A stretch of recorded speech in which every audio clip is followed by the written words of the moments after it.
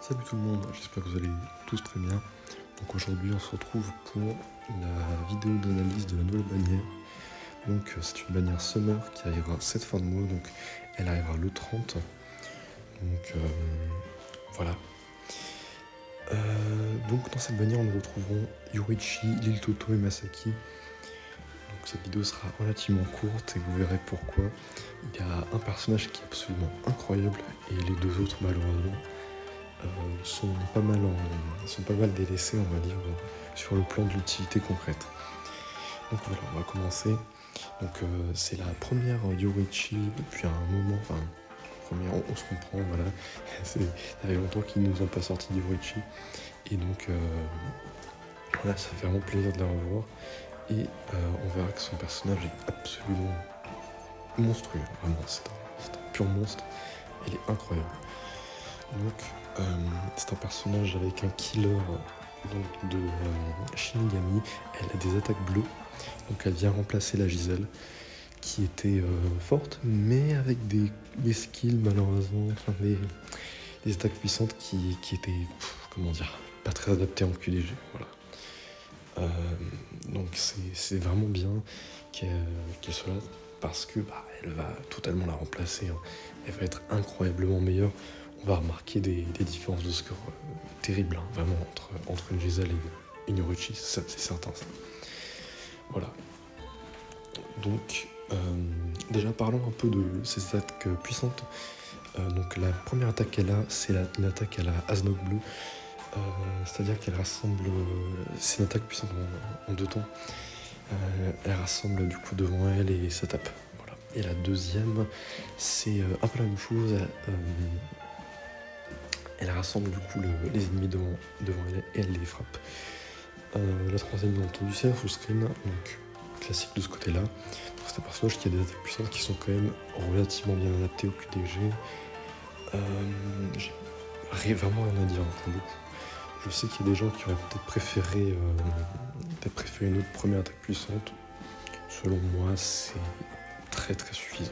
Franchement, j'ai pas trop de soucis avec une strong 1 à la Asnote. Voilà.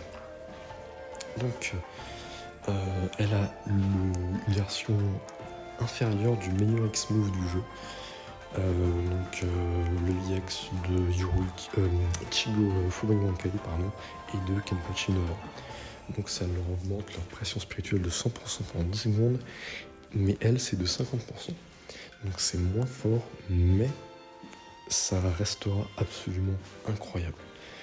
Une raison de pourquoi c'est moins élevé chez elle, déjà premièrement, il y a le fait que malheureusement Caleb reconnaît le fait que c'est pas un personnage anniversaire ou nouvel an, donc c'est pas une des deux célébrations majeures du jeu. Mais il y a un argument outre ça et qui concerne, on va dire, entre gros guillemets, l'équilibrage du jeu, c'est que c'est un personnage qui a des compétences quête de guilde. Et ces personnages-là sont incroyablement puissants en quête de guilde, puisqu'ils ont de manière native les bons multiplicateurs.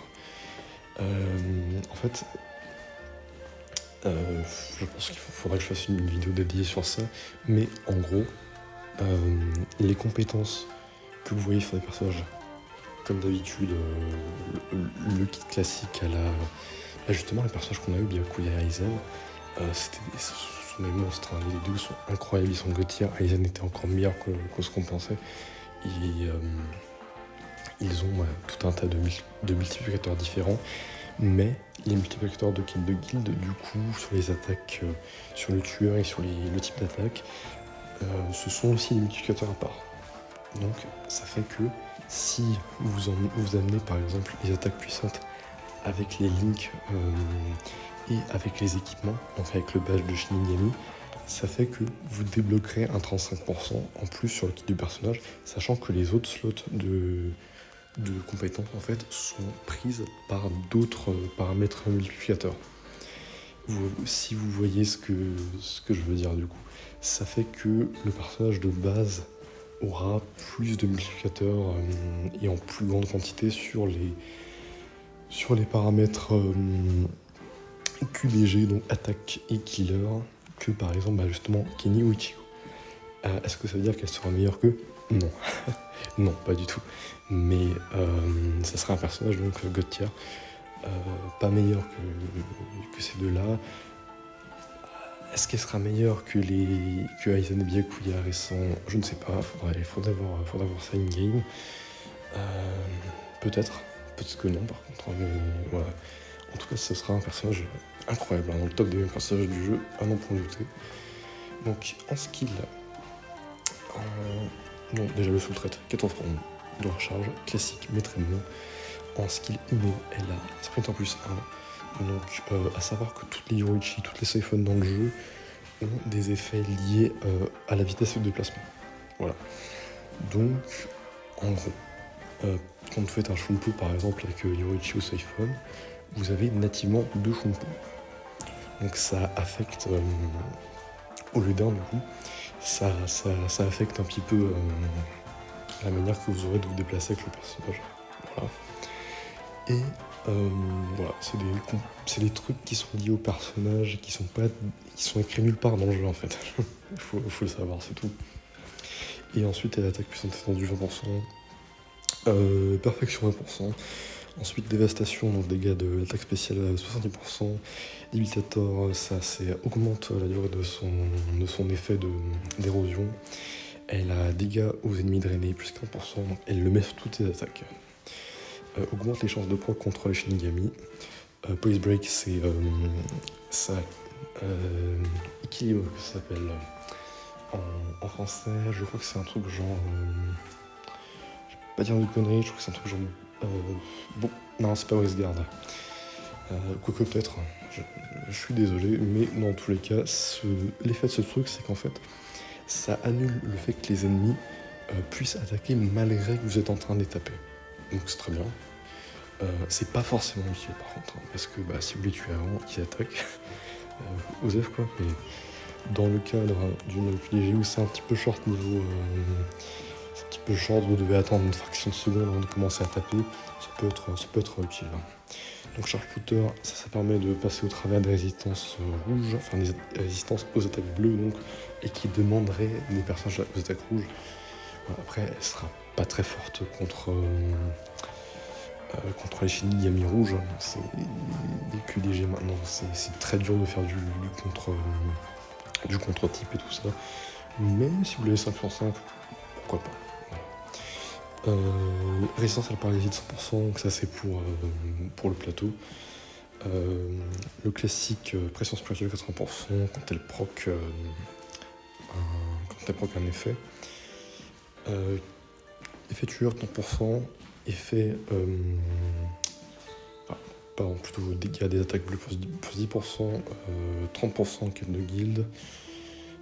Donc là aussi on en parlait avant, donc c'est le 50 et le 30 en QDG qui est vraiment appréciable, et le Frenzy 2 et 3 en cas de guilde. Ensuite en arène, elle a 7%, tendance de charge 14% de dégâts, d'attaque puissante, et elle a préparation plus 2 niveau 5, donc excellente en arène aussi, hein, très très forte, super. Ensuite le Toto, je vais passer rapidement, c'est un farmer. Voilà, elle a un très bon link, très sympa. Sinon, c'est le kit à la Uru.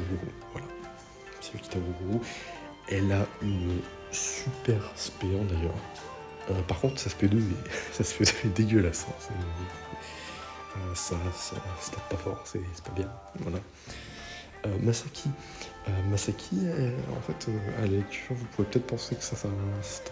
Non, pas que vous pouvez peut-être penser, c'est que vous pourrez penser de manière franche, et vous aurez raison, que c'est un très bon personnage. Le problème, c'est que elle a tout un très très bon kit, franchement, de note QDG. Le problème, c'est qu'elle a le killer, Espada. Et elle est quelle couleur? Elle est rouge. Voilà, mêlée. Voilà. Du coup, qu'est-ce que ça veut dire? Ça veut dire que ils espèrent que vous nerfiez Kenny en utilisant un personnage comme ça, plutôt qu'en utilisant les boosters, sachant que Kenny, même à 1 sur 5, se joue avec des boosters, se joue avec des supports pour lui en fait, et qui font pas de dégâts. Donc voilà, en gros, ils veulent que vous bridiez vos personnages pour jouer Masaki. C'est stupide et ça collera pas. Donc c'est un personnage qui est mort-né, pas parce qu'elle est pas forte, elle est très forte. Le problème, c'est qu'elle a pas le bon killer. Voilà. Après, au moins, si vous avez Kenny, si vous n'avez pas Kenny, incroyable, franchement, super forte. Le problème, c'est que de manière optimale, elle sert absolument à rien. Voilà, donc ça sert à rien, malheureusement. Malheureusement, ça sert à rien parce que c'est un personnage fort, mais après, voilà, elle est pas nulle. Hiroichi, incroyable. Donc voilà, c'était tout pour cette vidéo analyse, un peu plus courte que les autres. Et voilà, je suis très content d'avoir pu la faire. Ça fait un moment que j'ai pas fait de vidéo. J'étais très pris par le temps. Je le suis toujours, malheureusement. Mais bon, c'est comme ça.